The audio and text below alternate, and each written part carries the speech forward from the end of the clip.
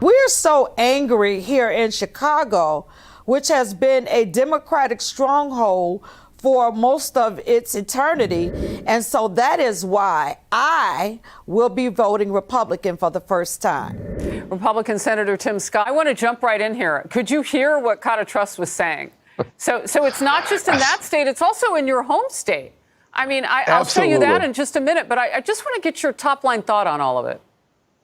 Well, without any question, I went to the south side of Chicago when I was running for president. And the one thing I understood clearly, meeting with a guy named Reverend Brooks, black folks on the south side of Chicago, after 100 years of a monopoly of the Democrat Party, they are looking for results. We're talking about Black History Month. Let's talk about black results.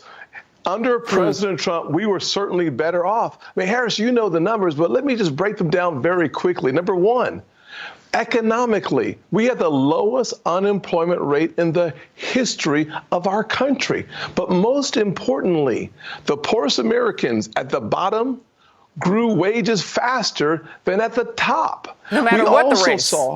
Exactly. High tide. Here's the key. Exactly. If, in fact, you have the kind of economic policies that lead to success, it leads to success for black folks, for Hispanic folks, for Asian folks, for white folks. We don't want just black folks to do well in America. We want everyone to do well. But we particularly want the lowest quintile to actually exceed the top quintile. Only under President Trump have we seen that kind of success. But beyond that, black schools, HBCUs, receive the highest level of funding ever, and the first time in the history of the country, President Trump made it permanent. I want Absolutely. to talk with you a little bit about what's happening, though, specifically in places like New York and Chicago. I'm reading that the president might have a rally here in New York. What is he tapping into in communities of color that has their attention? Two things, Harris. Number one, the frustration that comes from the last 3.5 years of delusion.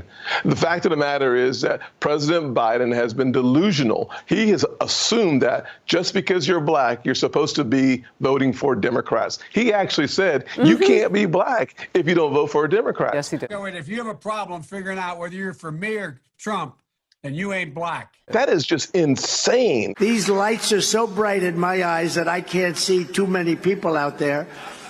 But I can only see the black ones. I can't see any white ones, you see? That's how far I've come. That's how far I've come. That's a long way, isn't it?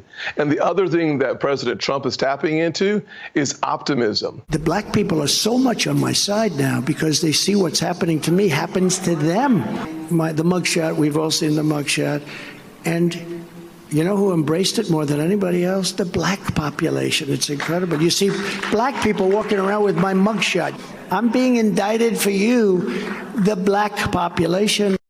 Black Americans, like the rest of our country, we want to be more optimistic about our future, more optimistic about our kids' ability to exceed our success. How does that happen? By having a president who believes in the future of America more than they do the past. President Trump is talking to specifically young Americans, black ones, white ones, all of them, about the fact that with him as our commander-in-chief, we close our southern border, we have law and order in our streets, and we invest in every single zip code, quality education, allowing every American to experience their American dream.